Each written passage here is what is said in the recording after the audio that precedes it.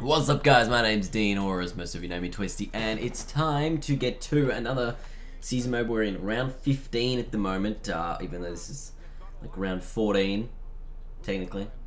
Because next week we're actually going to do something different rather than a season mode video. I spoke about this a little bit last week because of the bye rounds have kind of messed up the fixture a little bit, and given that Richmond had their fixture in the bye like a round earlier than it actually happened in the actual season, then that sort of messed this up a little bit. So next week's the last week of the actual bye rounds, and then we're gonna do something different for that. But as for now, this is what we're going to be doing, and we actually are going to be talking about bye rounds. So opening bounce underway, but let's get into bye rounds and why we need them. Why are they? I don't know, I guess people might think they're a new thing, but they're not really. So we've kind of always had at least one bye round over the number of years in the AFL. I remember there's still two this year, although technically there's only one. But the way they work is you get a week off, basically. So how they used to do it was they used to do a split round. 5 games one week, 4 games the next. Basically would give the same thing as a bye, or they do 2 split rounds or something like that, to get the. Actually, no, a split round would be a bye. Yeah, no, that's right. So then, yeah, obviously. Oh, actually, no, but it used to be 4 and 4 because of the way that there was only 16 teams back in the day.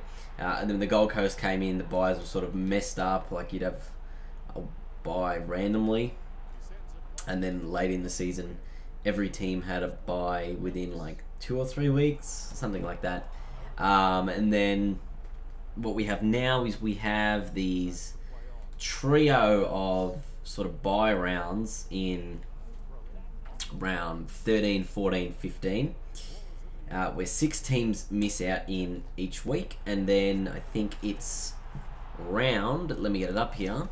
Okay, so this season we've actually only had the one bye round between these 3. So I think what they did last season was they had a split round as well at some stage throughout the season. So they had the byes earlier, like round 9, 10, 11, or something like that, and then like round 17 they had a. Oh, Hampton, that's terrible. They had like a split round, so then that broke the season up again into like 2 byes. But what I think they've replaced that with this season is the round 24 bye. So as soon as everyone's done with their home and away games, there's going to be a bye the week before finals, which again is going to mess up our gameplays here. And we're going to have to find something else to replace it with. But I think it's going to be it's a good thing. Like, players kind of need the rest, as you may notice over the coming weeks. Some teams perform better with the bye, some teams perform worse the week after the bye.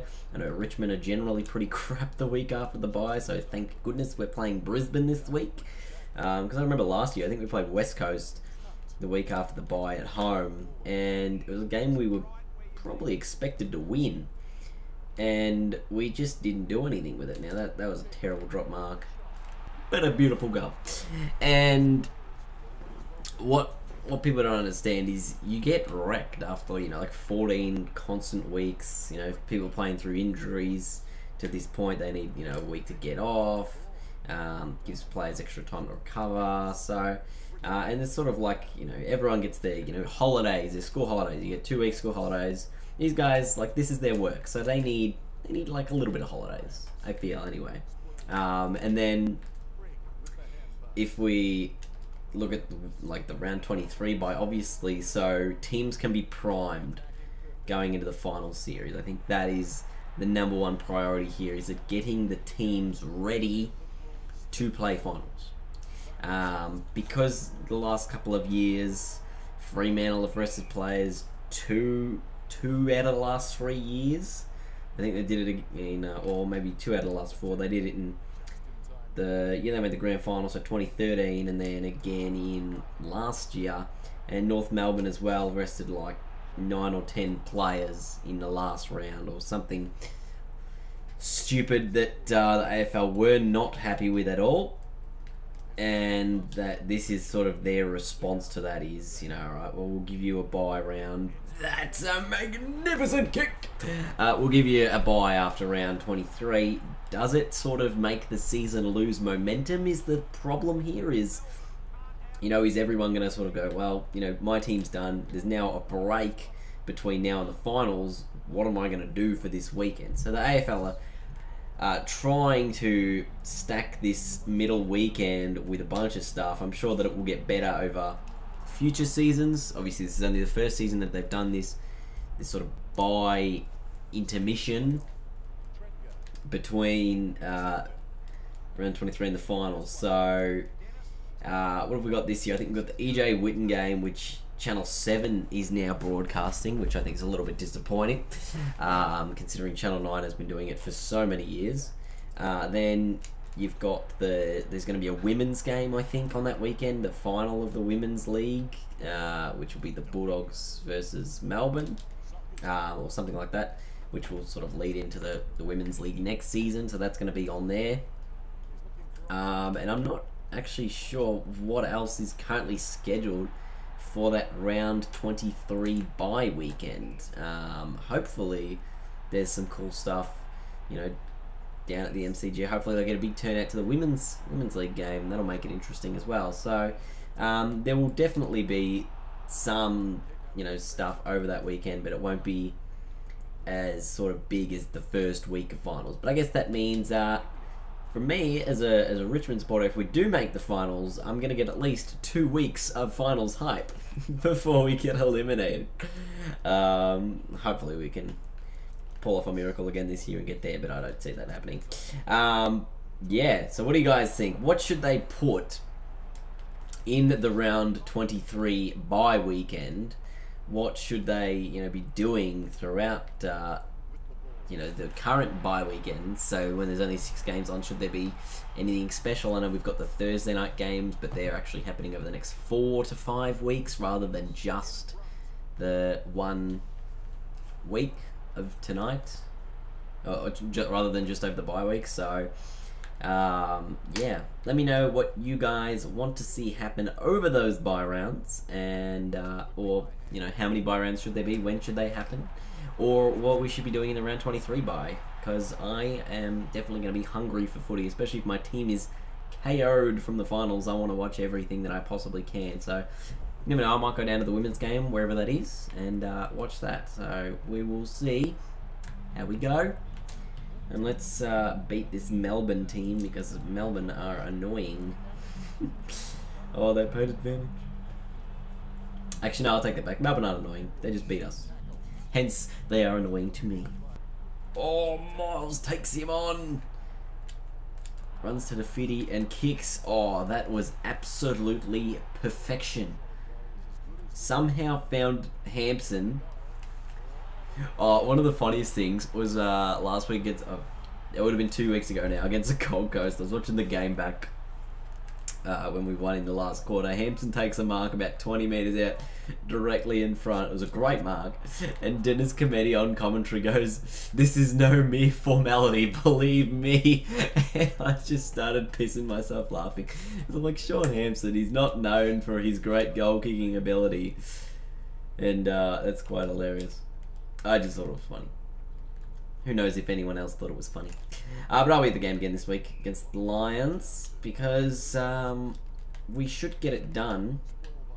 Again, we should go then 6 and 7.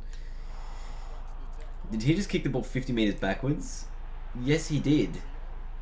And he allowed young Daniel Rioli to just... Oh, Daniel, what is that? Damn, Daniel. Roberts Thompson. Does that come up as Roberts Thompson? Pedersen. Long kick. Okay. Sub in Marbier. Marbier Chol subbed into the game for Dylan Grimes. Sort of might just give him a little bit of a wee little run here. I've lost Stone out of defence. Long ball, Lloyd at the back. Griffiths. Oh, gee whiz. Somehow got rid of that. In the back three to Melbourne. They're lucky to get out of that one. Very lucky. Trengo now. He's got it on the wing. I think he's disappeared into the stand. He pretty much did disappear into the stand. And he kicked it along to Vandenberg though. Oh, that's not a bad kick to Tyson, who could probably have got it and gone. And he goes long in the doors direction. Rance. Just couldn't outmark him there. I think that was a... I thought maybe Alex Rance, you know. Oh my goodness. My goodness gracious me. Can I get one last goal? No. A 2-goal win from a 6-goal game. Quite a bizarre game, to be perfectly honest. I feel like we got out of jail a little bit, but one behind each in the last quarter. My goodness. I've got the ladder up for you guys who want to see the ladder. Richmond are 14 games played, 12 wins and 2 draws, I believe. Does that make sense? 12 times 4 is 48. Plus 2 draws, yeah. And then we play the Gold Coast Suns. Okay. Where's that one being played? Is it being played? No, it doesn't say. I know it's our home game, but like, alright. Well, let's have a look at the technical ladder here. We can see Richmond 14 wins, no losses, 2 draws. If you want to see where your team actually is on the ladder, I will just scroll down now for you guys so you can have a look. So the top 8 is Richmond, Sydney, North Melbourne, and Freo round out that top 4. West Coast, Collingwood, Carlton, and the Western Bulldogs are the remainder of the top 8.